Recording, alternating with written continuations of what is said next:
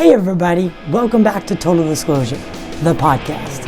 Here on Spotify, Apple Podcasts, iHeartRadio, and so many more. Whichever platform you're listening on, make sure to leave a like, follow, and share the show with your friends, family, your enemies. We don't care. The way we keep it free is by allowing people to support the show via memberships. You can become a member by clicking join either on YouTube or on Rumble and become a member from $2.99 to $9.99. You pay what you want. It's whatever the show is worth to you. Everyone gets the same. Ad-free content, bonus content, a yearly gift after 12 months consecutive of membership, as well as early access to all of our content. Now, today our guest is Donald Schmitt. Donald is cum laude graduate at Concordia University. He is a 5-time best-selling author and former co-director of the J Allen Center for UFO Studies in Chicago. He served as Director of Special Investigations for 10 years there. He is also the founder and board advisor for the International UFO Museum and Research Center in Roswell. Don is an amazing guest, and this is part 2 of our segment with him. We did record part 1, so if you want to check that out, it'll be in the description below and above me. I'll put it right there so you can click that if you want to watch that first. Thank you. We hope you enjoyed today's show. A blanket statement to cover the entire UFO phenomenon over the past 20 years.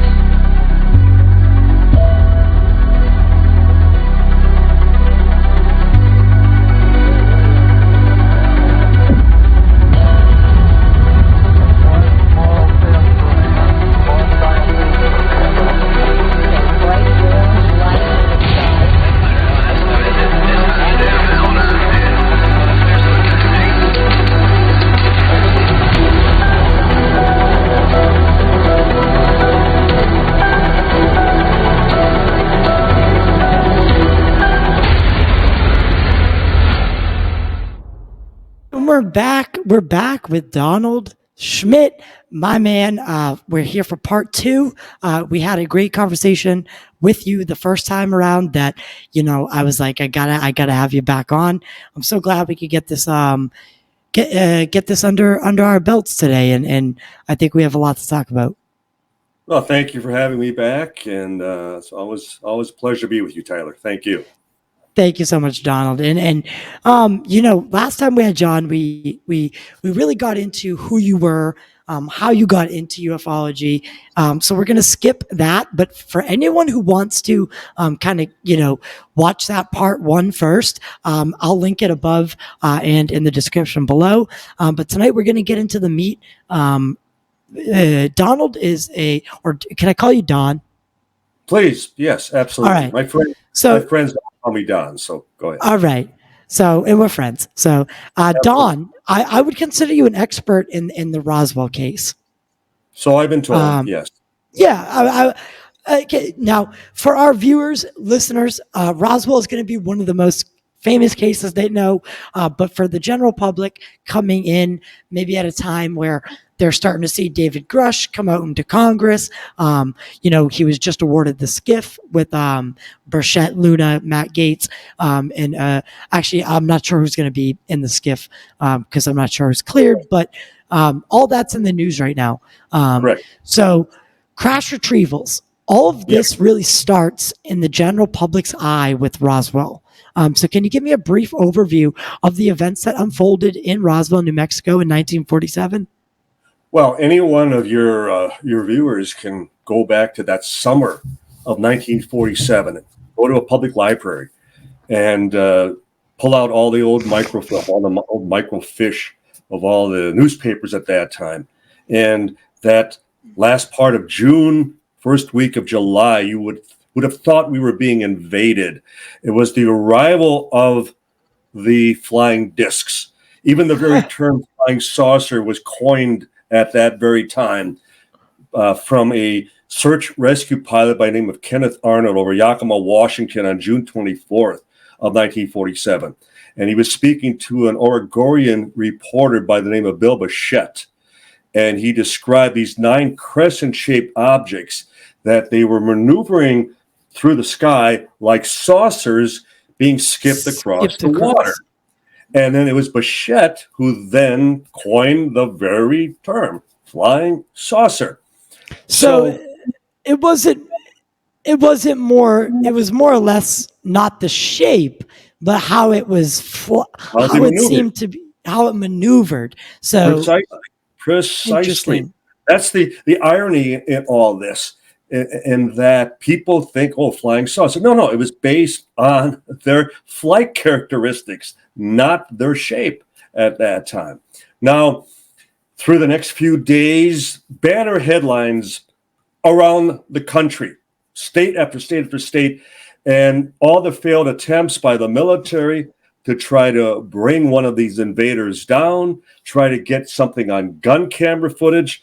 There were photographs of pilots mounting 35 millimeter camera on the front of their aircraft, or P-51 Mustangs, that type of thing. And wow, historically, Roswell was the headquarters of the first atomic bomb squadron in the world, the 509th. The 509th, yes.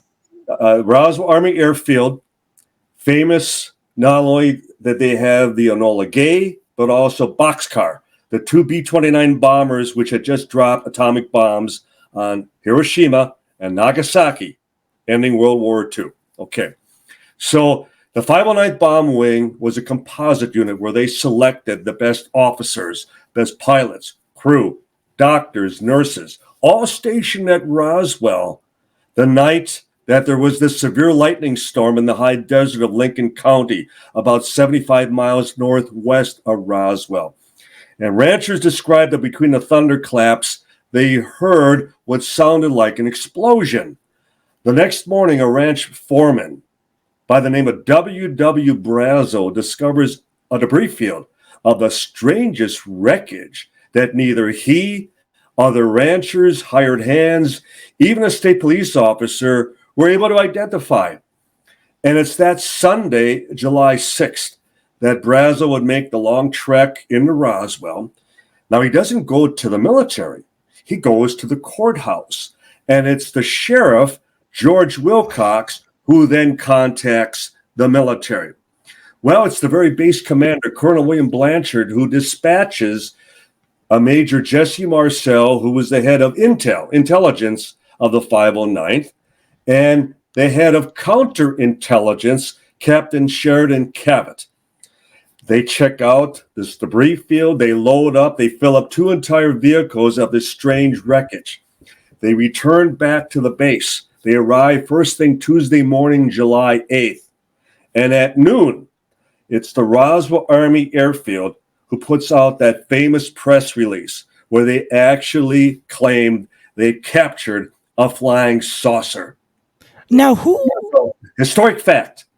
Everything I just described is a matter of historic fact. Right. And who sparked the initial report of that UFO crash in Roswell?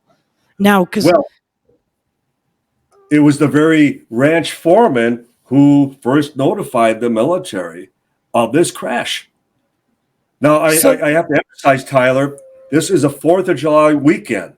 Most of the base personnel are home on leave. Yeah. Nothing is being tested. Nothing is reported missing. The skies are clear. It's beautiful out. And in comes this rancher describing a debris field of wreckage that extends for almost a mile in length. And it's the strangest material that no one is able to identify, all the way up to the very base commander who's in charge of the atomic bomb. They've never seen anything like this stuff before. And again, so they put out that press release. And again, just like Grush, not just like Grush, but just like many of these military personnel. Now, these aren't just your run-of-the-mill military personnel. These are the guys that the elite. The country has entrusted with the most sophisticated, complex, and dangerous technology to date. And they don't know what the heck. They have And no it's idea what this is. now, if I'm wrong, feel free to correct me. Now, you could bend, twist, smash it with a hammer, burn it. This material would not No, respond get to anything. right. You couldn't burn it. You couldn't cut it. You bullets wouldn't penetrate it. It was paper thin, weightless in your hands. There were engineers at the base described how they took a 16-pound sledgehammer. Now imagine next time you're at a Home Depot, you're at a hardware store, pick up a 16-pound hammer. It'll go through your car like tissue paper. And yet the engineers described how no matter how hard or how often they would strike this wreckage, not even a scratch. Ooh. Now, there were silken strands of material like microfilament fishing line. And they describe how you could hold a light up to one end and the light would emit. It would come out the opposite end. What are they describing? Fiber optics. Fiber optic cables, I was going to say. Fiber optics wouldn't be developed for another 23 years. And then the most amazing material of all, we still refer to it as our holy grail. It's what we're still searching for in all of our archaeological digs. Same paper thin, metal-like material. But this you could fold, you could crease, you could crumble into a ball. And each and every time you would place it down, it would unfurl, it would unravel, it would flow like water as it would assume its original shape and size. In other words, it possessed perfect memory. Right. Now, is there any doubt why they were unable to recognize any of this material? Because even by today's standards, we'd be talking about something highly sophisticated, highly advanced, and in the case of the memory material, we're first getting there. We're first, developing materials that are self-healing, are able to assume an original shape. Right. But right, it was right before your eyes, and it was back in 1947. Whether it was reverse engineered, whether it served as the impetus for developing such materials ourselves, but nonetheless, these are exactly the characteristics described not only by the highest ranking military, but also down to the children of the hired hands of the ranchers who also managed to get a piece, handle some of this exotic material. And God, I wish someone would have kept a piece, We've been close. For goodness sake. People that had pieces as recent as the mid 1980s. Right. And too late. Yeah. And we know that, Dr. Gary Nolan's doing a lot of good work at Stanford University, being able to, as a metallurgist, yes. Yeah. But use that machine to take images down to the atomic level, being able to see it and how these materials are essentially manufactured at the atomic level and have isotopic ratios that we don't find naturally.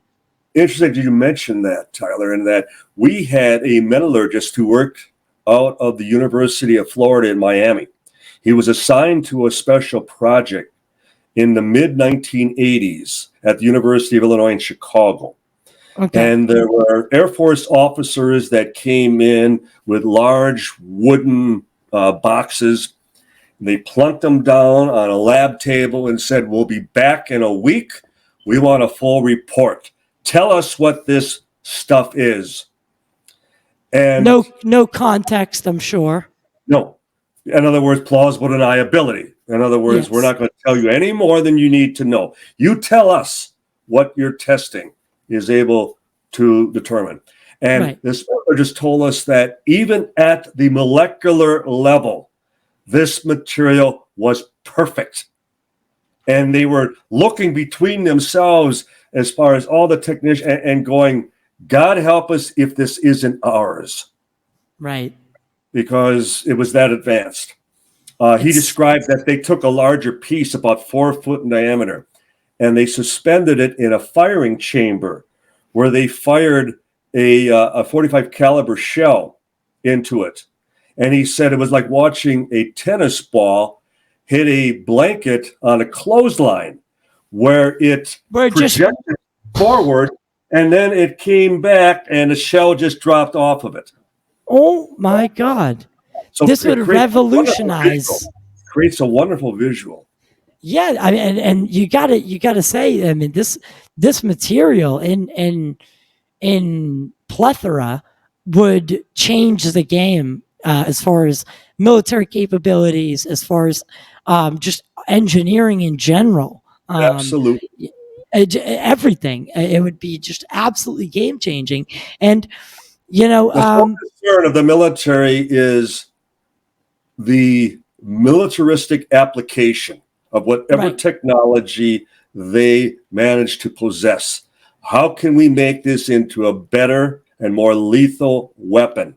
And that would have been precisely the case with the materials recovered at Roswell, up till even today. Well, do you think that is why they started working with private aerospace to get this stuff out of the we're kind of fast forwarding many years, but this actually not too many years. Yeah, immediately after. So these private aerospace companies, right? The military doesn't. Now people forget our government and our military. They don't do anything themselves. No, they contract. Exactly. They do not manufacture a single bullet. Right. Plane, ship, nothing. Submarine, battleship, all assimilated and all contracted through the private sector. And as a result, we anticipated, and that's one of the reasons that we started to track down people, scientists, technicians, metallurgists who worked for all of these aerospace companies back at the time of Roswell.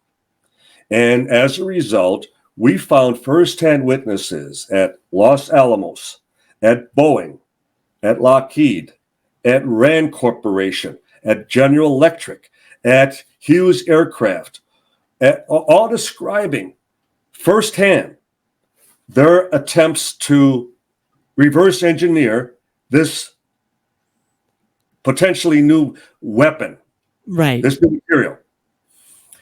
And all falling short. Nobody finding the on button. Nobody able to crack the code, so to speak.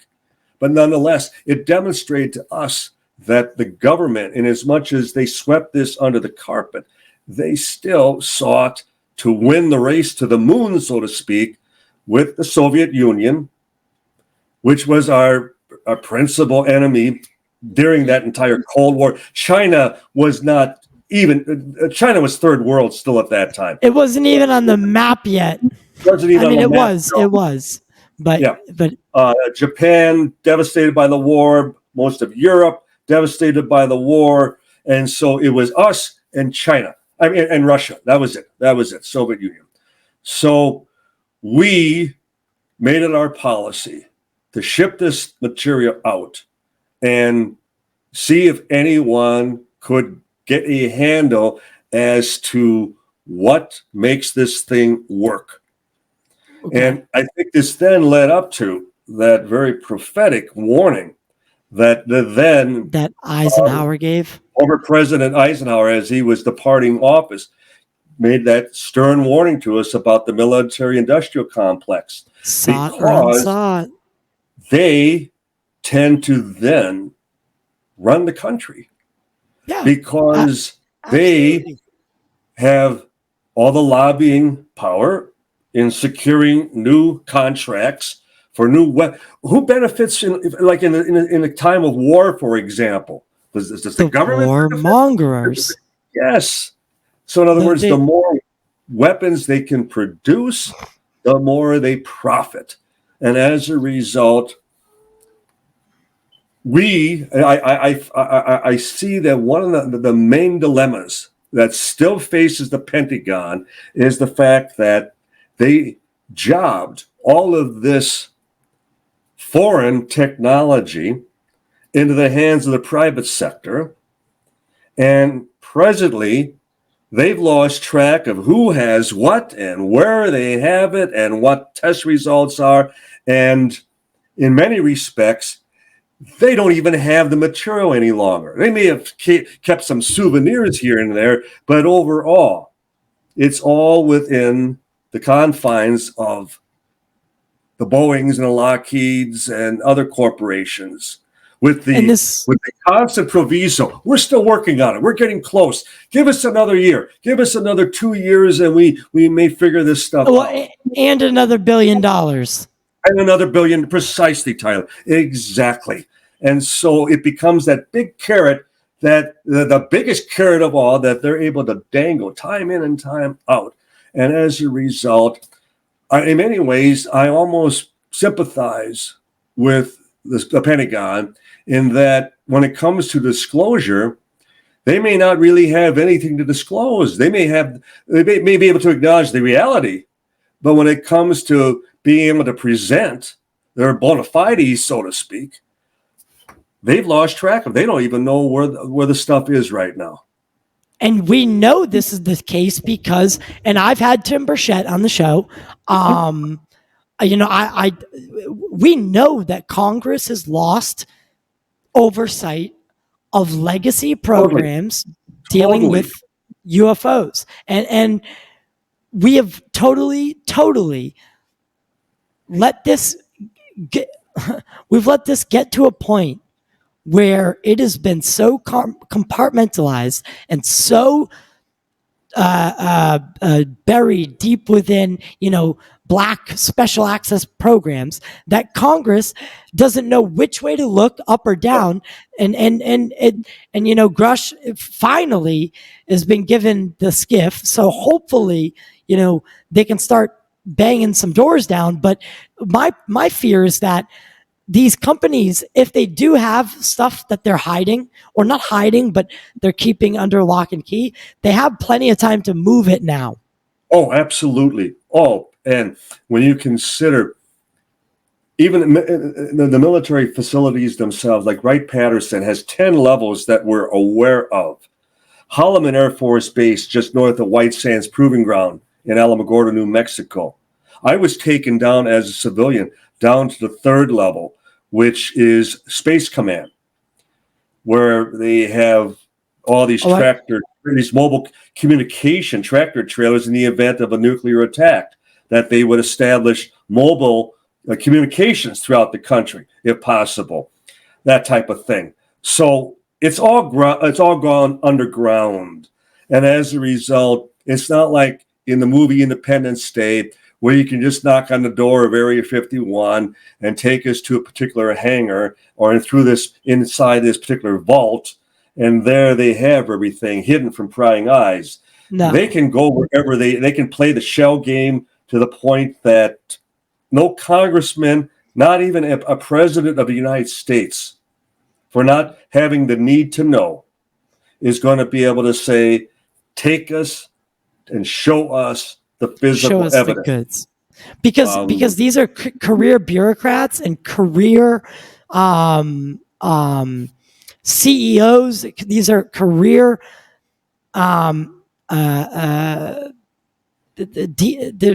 they're just downright dirty, money grubbing, power hungry people. They can outlast. They just have to wait out Congress people. They just have to wait out the president. They have to wait out all these what do you call it? Elected officials, because they're only term. They're because they have terms. Right. Temporary. And that's the problem with the office of the president. Even albeit their commander in chief, the Pentagon still looks at them as being a civilian walking the street for the 8 years. So they have long had a policy. They do not tell the president anything more than they feel he or she needs. Dwight Eisenhower left the military a 5-star general. Yeah. The 5th one He's only one of 5. The 5th is a congressional promotion. And he's one of only 5 full generals, 4-star generals ever promoted to 5. Really? Yes. Now, he was commander-in-chief. He was secretary of the Army Air Corps, Army, during World War II. He was chief of staff of the Army, chief of staff of the Army. Goes on, becomes a 5-star general, 2-time president of the United States. And in his own memoirs, he laments the fact that while he was in the Oval Office, the Pentagon didn't tell him anything. That if he didn't ask, they didn't volunteer it. They didn't brief him. And so if they don't brief the likes of a Dwight Eisenhower, then we should expect anyone else, especially not having a military background that the Pentagon is going to entrust with its deepest, darkest secrets. And see, we've had a lot of debunkers. Well, if they don't tell the president, that means there's nothing to tell. No. You don't know presidential protocol. You don't know military protocol. You don't know what you're talking about. So it's your own naivety. Right. It's on a need to know basis. And until you need to know, then you're not going to. And that's how, the way they see the president is, okay, you are a conduit of the United States government, right? You are an elected official, a conduit by the people to be the commander in chief of and like, for instance, a guy like Donald Trump comes in. I mean, he has no military background. You can't control military, right? So we have these checks and balances, and yes, it's a great idea, but there's too much room for compartmentalization and wrongdoing. And again, Eisenhower did try to warn us of this, and I think he lost control. And you said wrongdoing. Who's in contact? Who has a larger staff than any one individual in the world? Who is not only accountable to everyone who's either voted or even voted against a sitting president, who is peppered by the media more than anyone else, and as a result, when things go right, it's the president. When things go wrong, it's the president. It's not the military general.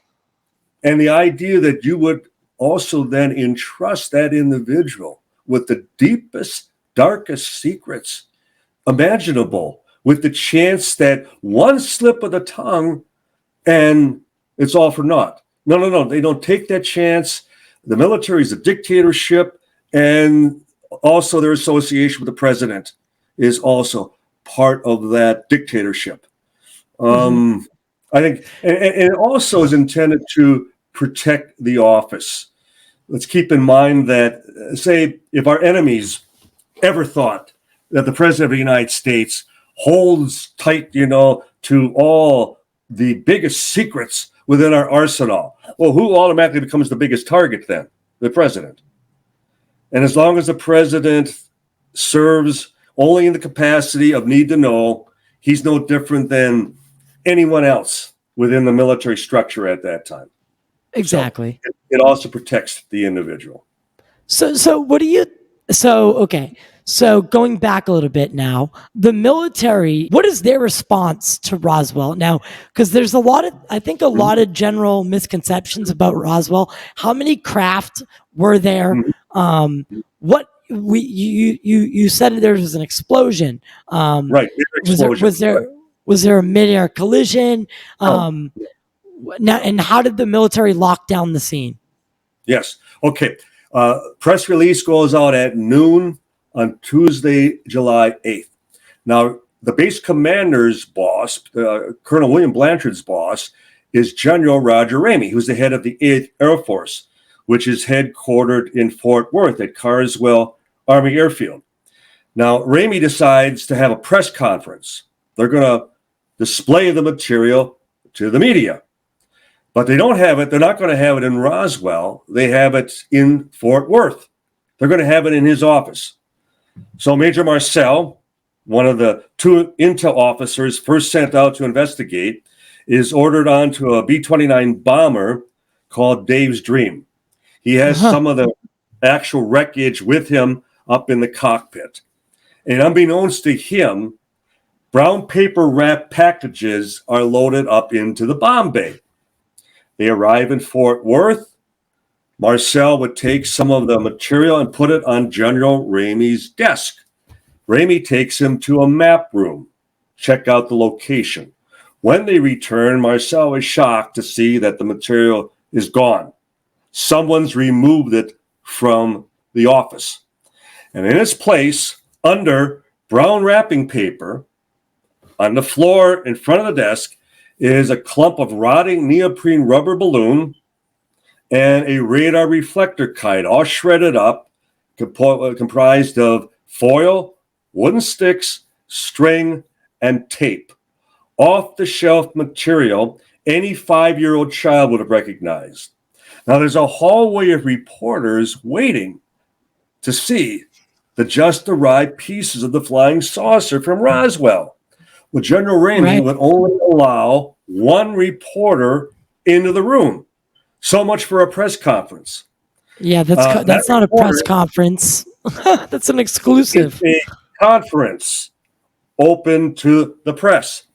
So one reporter who we interviewed on numerous occasions, and that was reporter James B. Johnson of the Fort Worth Star-Telegram. And General Ramey would order Major Marcel to crouch down and hold up sections of the kite. And Johnson would take... Please. I'm going to, right now we'll be showing the image. I swear, you can see Marcel's look on his face. The surprise just in his eyes. You can see the truth that what am I doing right now? What is you could tell. And then I mean it reeked of something smelled, and Stephen Bassett said it best, that plastic and tinfoil. You're telling me that the Marcel couldn't tell a weather balloon from an alien craft?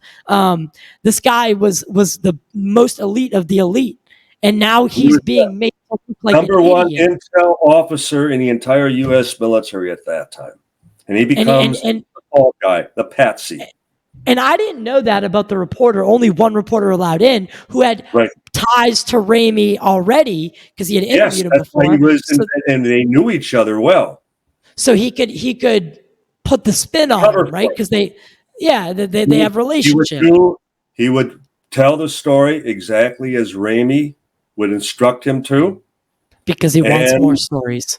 And once the balloon had been substituted, as far as Johnson at the newspaper was concerned, that was the end of the entire flying saucer scare.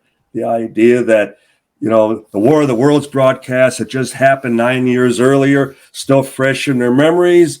And boy, we just bit that bullet. So we're once again safe to only worry now about the Soviet Union, nothing else. But Marcel, he's kept overnight.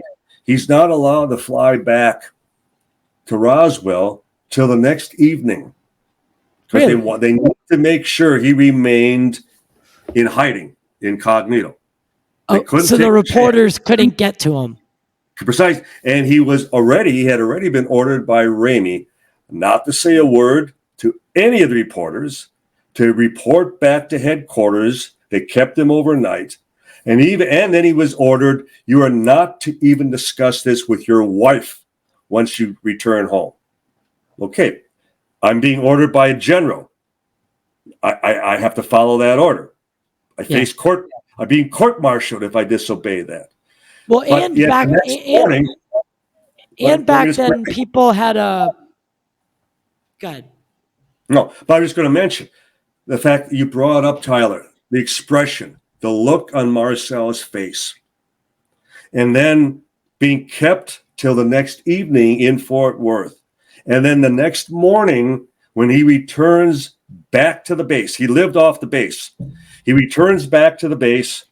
He goes to the intel office. He goes to the counterintelligence officer who he had accompanied him out to the debris field 3 days before. And that was Captain Sheridan Cabot. We have Cabot acknowledging the discussion, as well as his non-commissioned officer, Master Sergeant Louis Rickett, that Marcel demanded from Cabot to see the report. What has been happening here regarding this while I've been gone? I demand to see the report. And Cabot kept responding, what report? I don't know what you're talking about. And Marcel goes, you damn well know you and I were both out there. I didn't go anywhere. What are you talking about? So he's playing completely dumb to the whole ordeal. And then Marcel finally went, God damn it, I outrank you. I'm ordering you. And then Cabot goes, Jess, it's out of our hands. Washington is now calling the shots. Take it up with them. Jesus. And so, yeah. From there, you know, what can you, like, you can only go so far, right? And at that point, Marcel's just probably feels defeated. He's been made to look like kind of a fool, right? He's just, and he probably just wants to be done with it. Yeah. And he's been assured that he should just be patient, that the truth will all come out someday. He'll be vindicated. He'll be exonerated. He'll be a hero. And as I think you know the timeline, he waits 5 years, 10 years, 15 years. Just be a good soldier, Marcel. It's all going to come out. It's 30 years after the incident, and it's only because he's been diagnosed with terminal emphysema. And he realizes they're never coming out with the truth. But that's when he does. That's when he goes public. And that's when he stated on the record, what he held in his very hands was not made on this earth. You don't get any more direct than that. No. And you know, that's one of the things that I find to be, that moment that he came out and finally just said it, you know, what people had thought, and what he was unwilling to really say before. Once he came out and said, no, this, you know, I don't know the first report or first interview he did, but I know that, you know, there's that famous one where he's kind of out in the field talking about what he's, you know, was picking up, and he was talking about how it felt in his hand, and it's hearing a person like that talk about this, it was like Gordon Cooper. It was like no bullshit. He was just being straightforward. This is a straightforward guy. He's even patriotic, right? Like these guys came from a different era. They were taught for love in their country, right? Exactly. The military walked out in water post World War II. They were saved the world from Nazi Germany and Imperial Japan. And to then have that torn away from you, where you become the laughing stock, where you're the gullible one who isn't able, I know where Steve Bassett got that from. He got that from us because we've often had that discussion. The idea that someone with that level of training would misidentify something that a 5-year-old would have identified. You know, the Air Force, you know, their fallback is always, well, you know, we've often explained such reports as weather balloons. Yes. Well, the difference is that's at 10,000 feet. I mean, we've all seen, a balloon at 10,000 feet, and if it's compressed by the jet current, and it becomes more elliptoid, and it might reflect the sun, and you don't see any wings or any tail section, and it may bob and weave and move rather erratically. Oh, isn't that unusual? The difference is with Roswell, it's on the ground in front of you. It's the one and only time in the history of the military that a weather balloon was misidentified as a flying saucer. Yes. Most elite unit within the military. That right there should be the end of the discussion, end of the debate. How is that conceivable? We might argue, well, maybe one uneducated, untrained, person who swept the broom in K Squad, that type of thing. And I also point out, Tyler, that every individual, everyone on that base back in 1947 had a top security clearance for the atomic bomb. If you swept the broom on that base back in 1947, it was because you were the best sweeper in the entire U.S. military. You still have top security clearance for the atomic bomb. And the idea that not just one, but dozens, hundreds of personnel from that base, not a one step forward and said, wait a minute here, I think this is really a balloon. Not a one. Not a one. Because it wasn't. Major Marcel, to his deathbed, told us the truth. This was something not made on this earth. And it sucks that we have to, kind of rely on those deathbed confessions in it. And, it sucks because it's always a race with the Undertaker in a lot of these cases. But I think a craft comes down that night. Yes. One craft. Multiple sites, but one craft. Okay. People often talk about beings. Yes. What can you tell us about that? Okay. This has been in the news a lot lately, non-human biologics. I want to tie it into that as well. We heard it firsthand from the people who were there, both military and civilian. Even the very rancher, W.W. Brazel, who first discovers the debris field, he was the manager on that 75,000-acre ranch back at that time. 700 head of cattle, 700 head of sheep, and especially after a bad lightning storm in the high desert. The lightning, and we witnessed it on numerous occasions ourselves, the lightning strikes the ground. It's high desert. Yeah, because it's high desert and there's a lot of static charge in the air. Right. The livestock would also get struck. So it was typical after a bad storm that Brazel would start watching for circling birds, suggesting a downed animal. And they would go immediately investigate that site, expecting either a cow or a sheep. Or something, possibly struck by the lightning from the storm the day or night before, okay?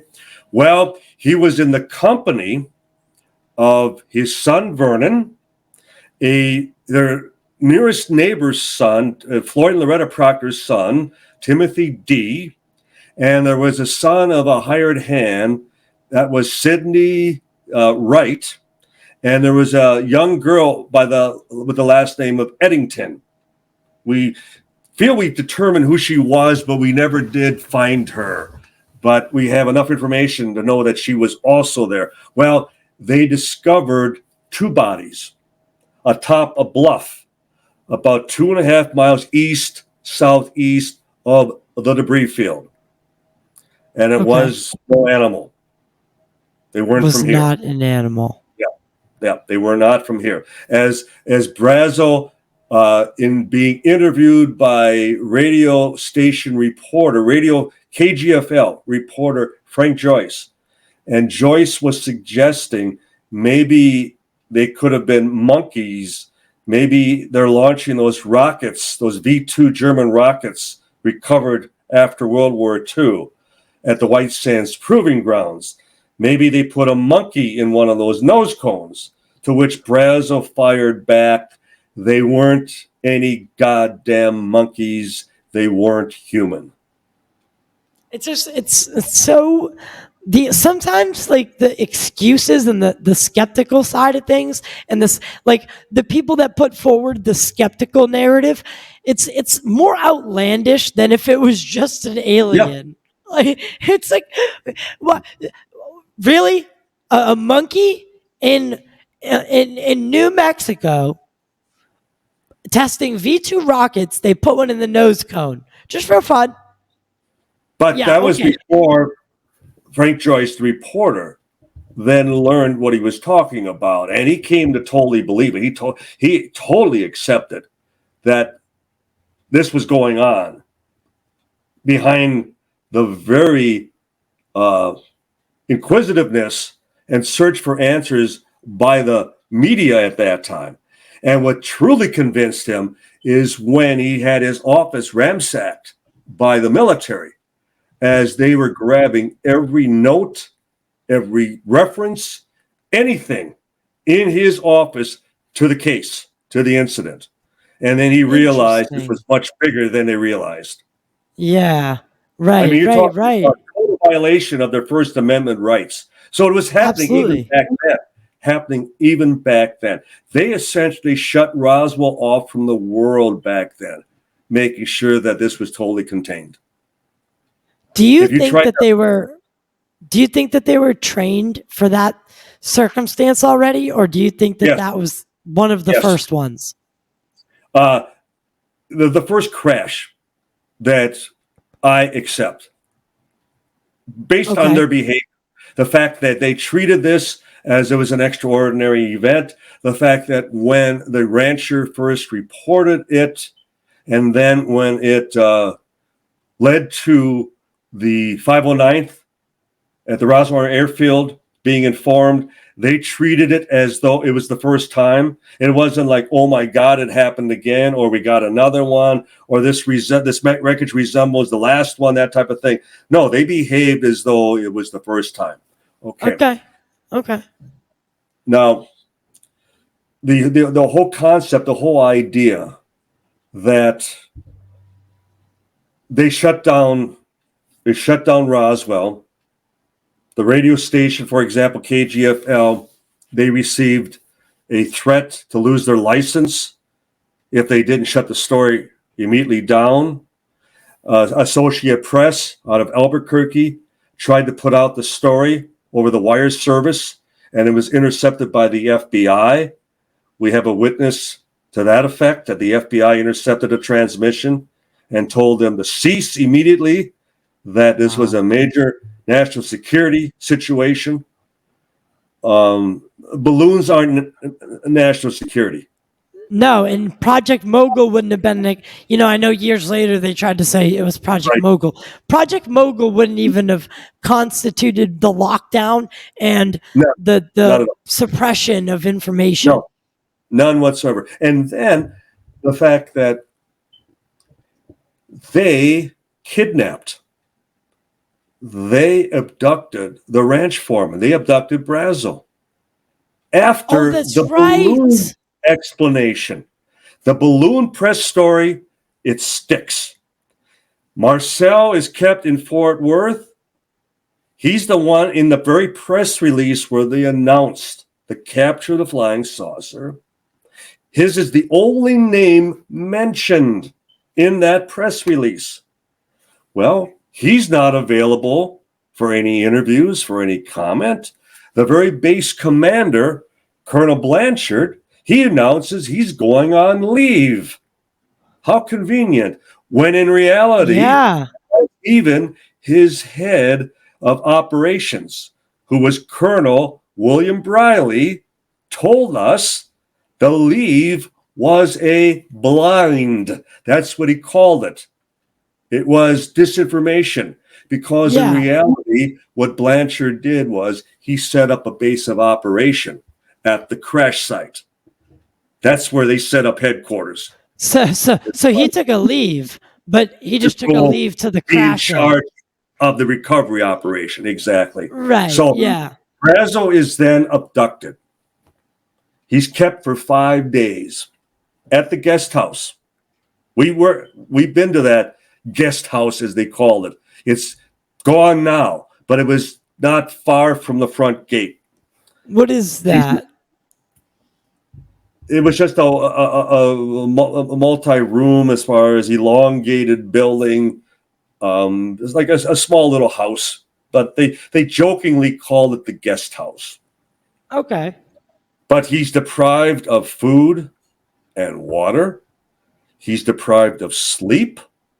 They question him and ask him the same questions over and over and over again. And then when he finally breaks, they escort him to the 2 newspapers, to the 2 radio stations, where he recants. He retracts everything he has said previously, and it's nothing That he was more mistaken, and that he didn't mean to create all this hullabaloo about something as mundane as a weather balloon. So he's at radio station KGFL, and he's for the first time speaking to that same reporter who suggested that they could have put a monkey in a V2 rocket. Ugh. And so they're meeting for the first time, and he has him on the air, and he's aghast at the fact that here the man who told him they weren't human is now saying it's just a weather balloon. So he takes him off mic. He walks out into the front lobby with him, and it's like, Mr. Brazo, I don't understand. What are you talking about? And Joyce would tell us that Brazo stood there, put his hand on his shoulder, and went, son, they told me it would go awful hard on me if I didn't do exactly as they told me. And that's when Joyce looked out the front glass door and saw 2 MPs standing there waiting. So then he saw what was going on. So Brazo turned and started to exit. And before he reached the door, he turned back and he said to Joyce, Mr. Joyce, you know how they talk about little green men?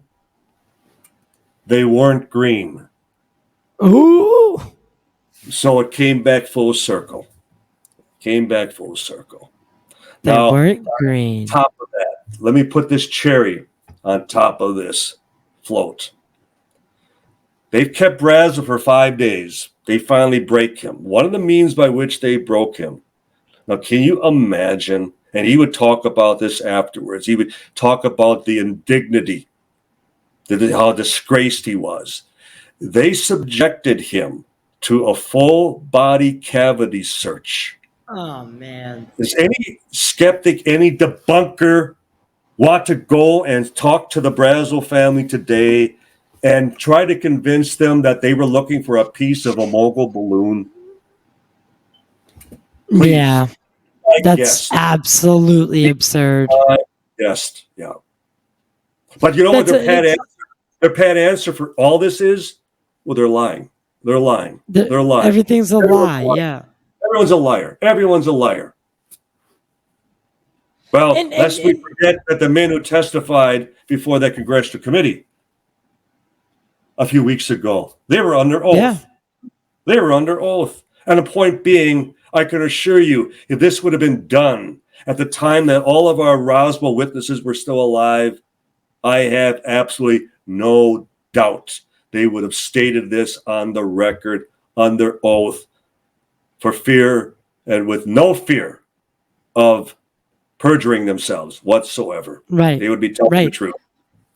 Now, what do you think of what's going on lately? We know Grush has been given the skiff, so he's going to be able to relay information to those who are cleared to hear said information, Right. but he's going to be able to give a list of hostile and non-hostile witnesses, 40 of them, to Right. Congress, locations, names, people, places, Exactly. things. What do you think this is going to do for the topic going forward, if anything, at all? What's sad right now is that because of the present situation with, the social media and just the way the whole world is connected right now, that we have the 24-hour news cycle, that from one diversion, one distraction to another, and we could have a major break. We could have another major whistleblower.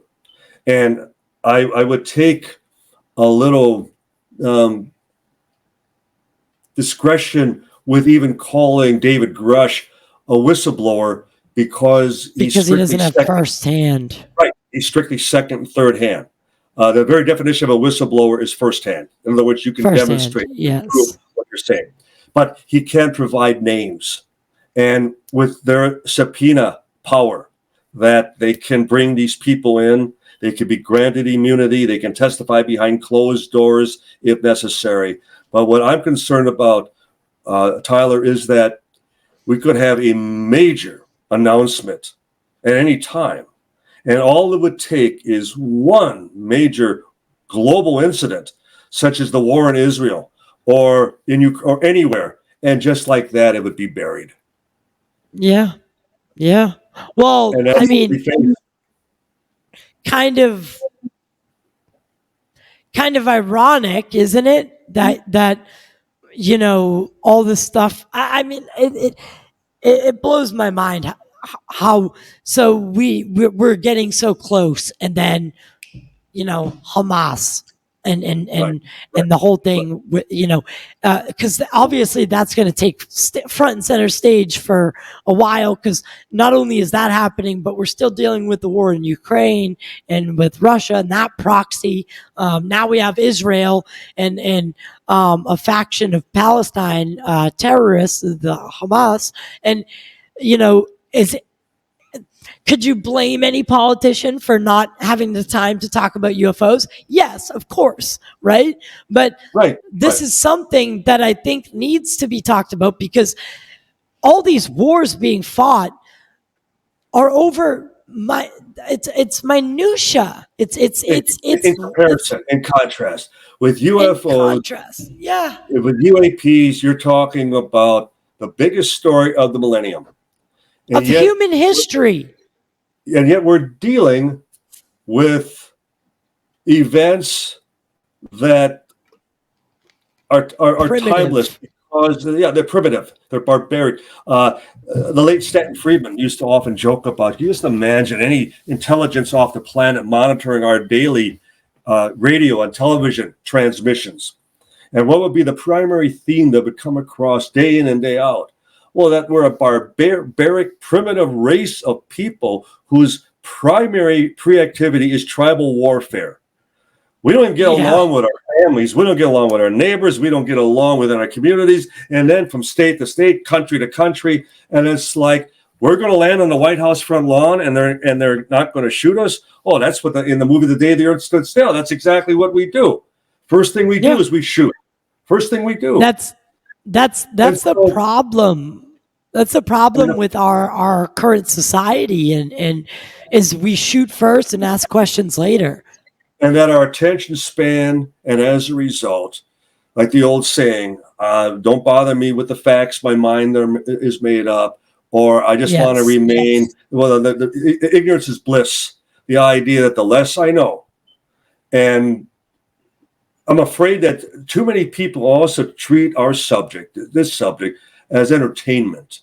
It's something sci-fi. It's sci-fi. It's a great diversion, a great distraction. Well, if it's the genuine article, if it's really happening, it's much more than that. And especially if we're talking about an intelligence that is monitoring our playground, our perpetual recess right now. And at the point that the bullies finally get out of hand, they're going to intercede and go, okay, we're going to grow up right now, and enough of this. The experiment has failed. You people, this human race cannot be trusted without being supervised any longer. Yeah. And so there's much more at stake, and especially as they continue to banish, the word Armageddon and the apocalypse. They're not going to let us into space. No. They're not going to let us out there. No. If we continue to act the way we act down here. If they, the Brookings Institute. The Brookings Institute in 1960. They were contracted to do a study by NASA, which was presented to Congress. And the study was, in the event of contact with an intelligence off the planet, should that information be made public? And the Brookings Institute's final conclusion was never. That in each and every case demonstrated here within the human species, the human race, whether by presence, whether by influence, whether by conquest, the higher has always eliminated the lower. And that would be the concern, that if we were to acknowledge a higher intelligence, it would be to our elimination. Our demise. 70 years ago, 63 years ago. Yeah. And we haven't grown up much since. No, we haven't. And, people like to, we'd like to think that we are. After each of these wars and each of these things is over, you think it's got to be the last one. I mean, your average person, right? We're not attacking each other with pitchforks over land and crude oil. It's not what's happening. And these drawn on a map borders, that's why I have an appreciation for astronauts, because, and then they say, Edgar Mitchell, right? Prime example, when he looked back upon the earth and saw there's no borders. No, we live on this beautiful oasis of a planet, and we are ruining it. We're taking part in we're taking part in a genocide that potentially will create, to our detriment, will be our self-extinction. The idea that I look back through history, and for all of the great music and architecture and art and literature, that we would destroy everything conceivable, everything that humankind has accomplished in all these thousands of years, for the sake of people fighting over borders, for people fighting over possessions, for people fighting over control. And to what end? Because the only people that ever benefit from war are the bankers. And the bullet makers, and the military contractors. Absolutely. The cemeteries are full of people that have never even seen adulthood, and for whose benefit? That is the tragedy in all this. And it suggests that we're any more intelligent. No. We're the only thing is our weapons have gotten more brutal. Right. More literal brutal. Yeah. Like you can murder a village from the comfort of your desk at the keyboard. Whatever. You can annihilate it's and sleep at night knowing I just killed people, men, women, and children. And don't I feel proud? So do you think, I have a question. Do you think so the pilots of these craft, I don't want to speculate too far here, but I have a couple questions before we go. A, do you think they've been here longer than us? And B, do you think that they would ever intervene if it was at a doomsday situation? Well, first of all, the one thing that we often speculate about is that as we started the program, and that wave of sightings in that summer of 1947, that's just 2 years after the first detonation of the atomic bomb in July of 1945, Trinity Site, 2 hours west of Roswell. Yep. And that flash, that first atomic flash, like a beacon, is still traversing out through our own Milky Way galaxy. Right. Absolutely. Like an intelligent signal. And was that the trigger? Was that the thing that alerted someone to our presence here?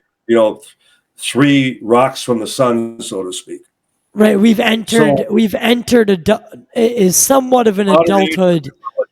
Modern age of UFOs. Now, it doesn't deny, and I see good reason, or at least enough artifacts and enough peculiarities to suggest that we've been visited for potentially centuries, thousands of years. Before us, no. Because, first of all, how could we determine that? Right. Short of carbon dating, that would have, but they'd have to leave an artifact. They'd have to provide something. Well, my thought is, what if they pushed the asteroid that killed the dinosaurs so that they could use Earth as its a laboratory eventually. Because there's no way that intelligent life could form on a planet with such creatures, right? Because we would not be the top of the food chain. We would be,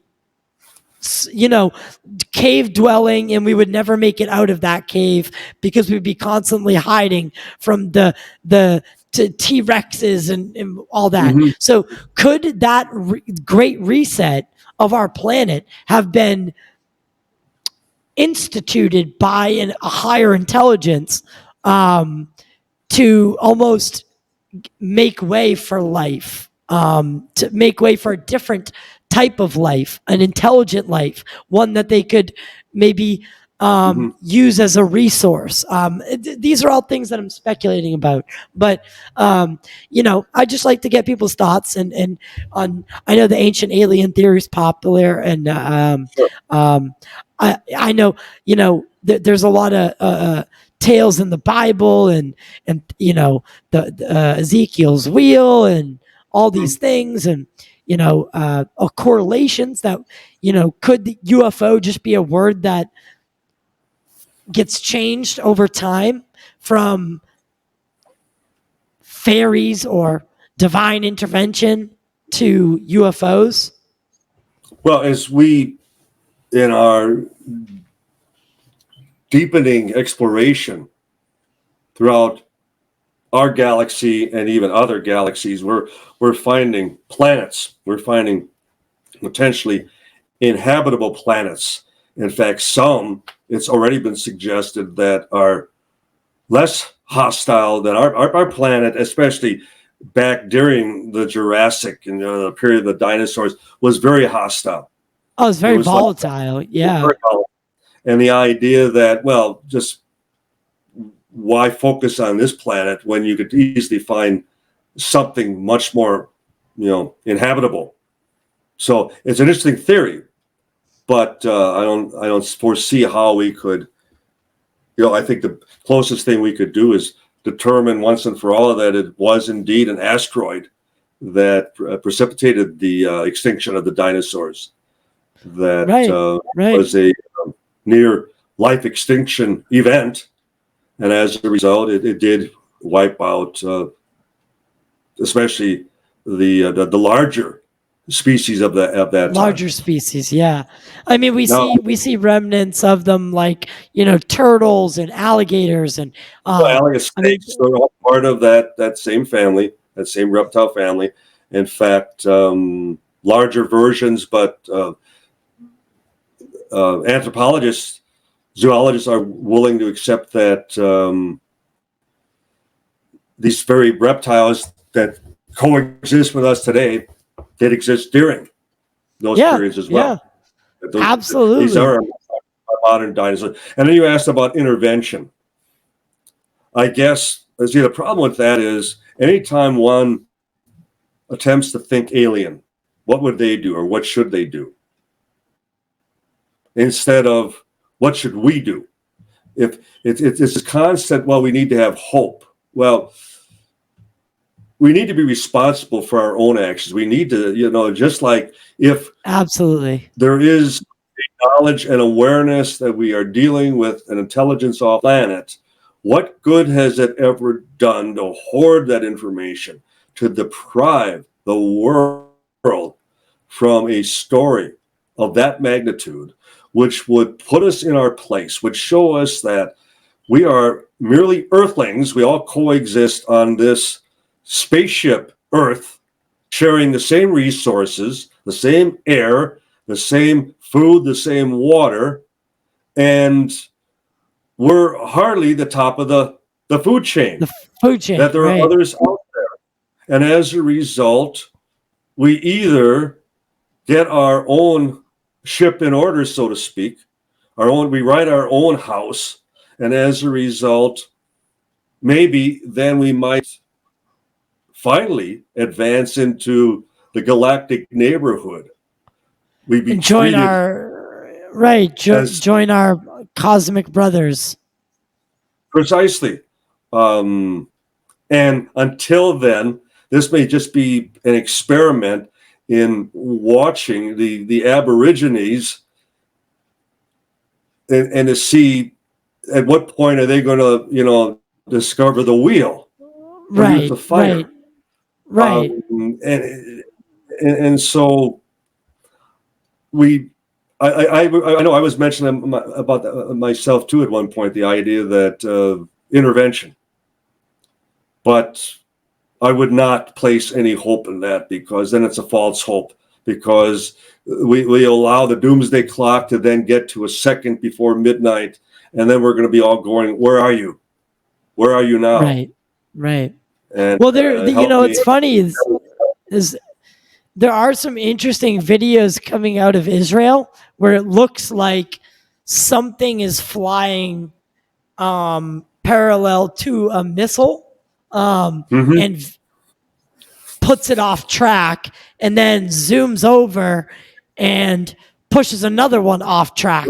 And well, it's really compelling footage. Maybe I'll intercut it here, but I don't think, like you said, I think we need to be responsible for our own actions, and we can't, our mommy and daddy aren't always around, right? So we need to be able to clean up our own messes, and part of cleaning up our own messes is advancing past a state that we engage in these primitive acts of war. The start of the cover up with this secrecy, it might have been in good intention, right? Maybe there was too much going on with the Cold War and, just coming out of World War II and all that. But right now, I think the world could use something to unite them. And this information might just be that. It could very well. And that may be another reason that they are so closed-mouthed about it, because overnight we'd all become Earthlings. Presently, we are all nationalists. Chinese, American. We all are allegiance to our respective leaders within each country. And even you and even, sorry to keep cutting you off, you and I, right? You live in whatever state. I live in whatever state, right? So we have our, we have our differences, and we have our yada, yada, yada. But we tend to forget that you and I, the only difference is where we have our environment.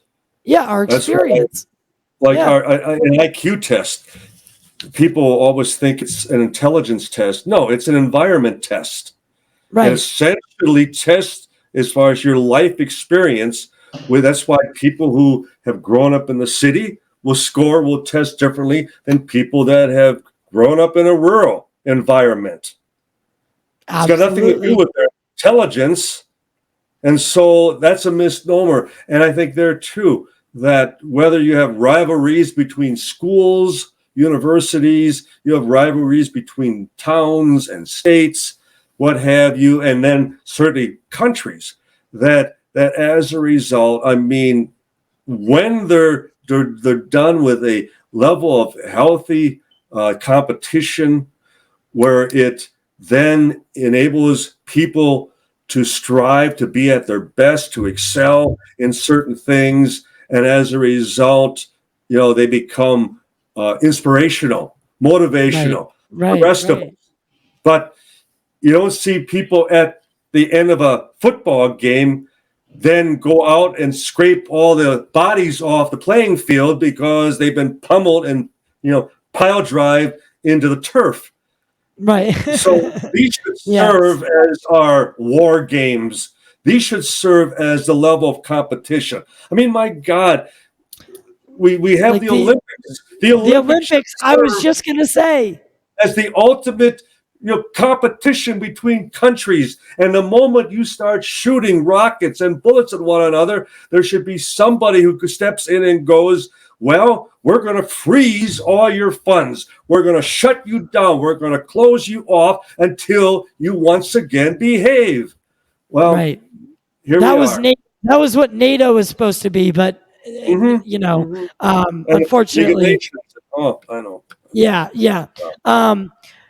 Question before you go, because again, I know that you'll be back on the show, and I really would like to get. I want to do something, and I still need to ask you a question after. So, if you don't mind sticking around just a minute, we'll wrap up right here. But my final question to you is, oh God, wow! I just lost my whole train of thought.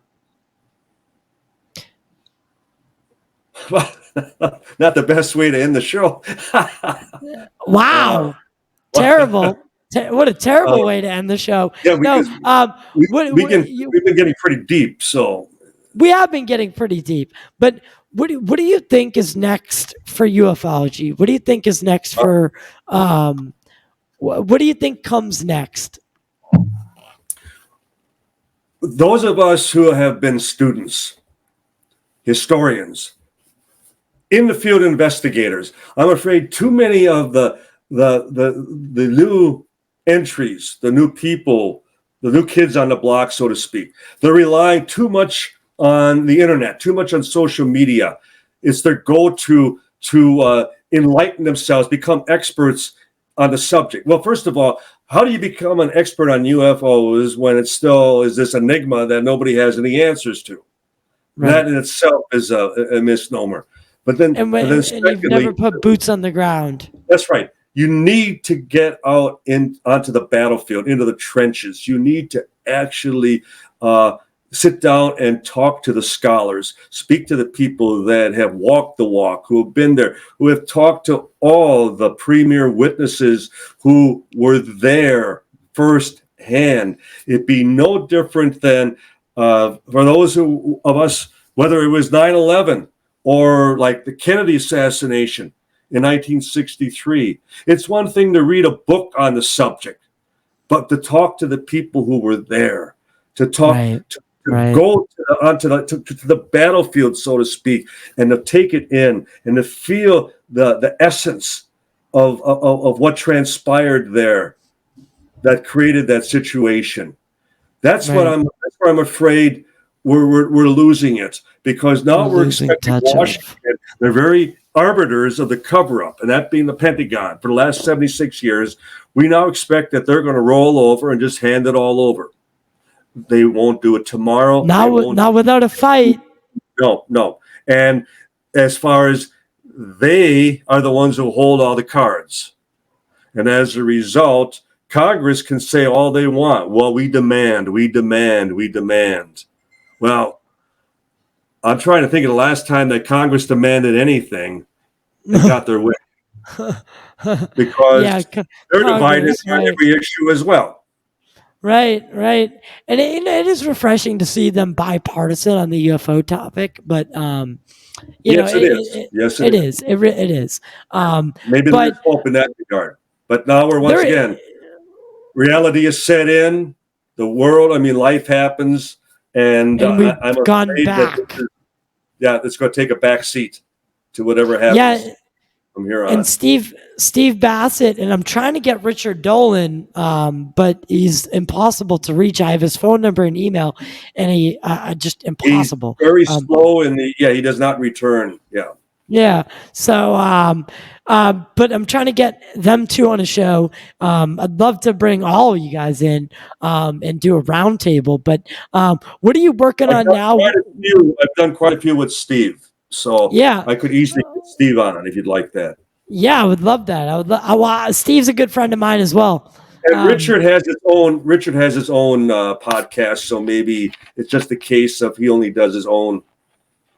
Yeah. So what are you working on now? How can people follow you and make sure that they're staying up to date with what you've got going on? Our website was hacked by a Chinese gambling affiliate. Really? I don't understand why Roswell Investigator. You go to Roswell Investigator, it's a Chinese gambling site. Okay, but I'm on Facebook under Donald Raymond Schmitt. I post things daily. I respond to all questions. I love the interaction. I keep it strictly UFOs, strictly Roswell, but feel free as far as if you all like your to be, links will be below as well. and all of our books are at Barnes and Noble and certainly at Amazon. I know you were displaying the jackets of those earlier, so Yes, those books are all presently available. And then I'm the lead investigator at the International UFO Museum and Research Center in Roswell, as well as I'm the North American representative of the International Coalition on Extraterrestrial Research. We are 31 countries that are pushing towards recognition with UNESCO, where we'll be able to then present papers at the United Nations. Wow. So we're looking at the much bigger picture. So we're even going beyond the whole congressional hearing situation, in that if we can't get the United States to open their files, let's then do it on a global level. And wouldn't that be the ultimate irony, that the truth would come from outside and not from here? Well, I hope you invite me along for that one. I'm just kidding, but no, I'm not kidding at all. No. So no, Don, you've been amazing, and thank you so much for being on the show tonight. I've had such a great time, and we'll definitely have you back on very, very soon. Stick around for just one moment. I want to get your thoughts on a question I have. But for everyone who's watching on Apple, Spotify, podcast platforms of that nature, make sure to leave a review. It helps support the show, and it's free. It helps us reach a wider, more broader audience, and it helps to bolster, just our show and get it out there to more people, so we can bring you bigger, better, and more bold content, which is something I want to talk about with Don after the show. So it's already in the process, but we need your help. So if you can help support the show, become a member on YouTube. It's ranging from $2.99 to $9.99. Pay what you want to pay. Everyone gets the same. It's what the show is worth to you. Everybody gets the same, and you get your own private access to a podcast platform, a yearly gift, ad-free content, bonus stuff, and all that. Don, we will see you next time, and we're going to keep exploring the mysteries of the unknown together. Thank you, Tyler. Until the next time.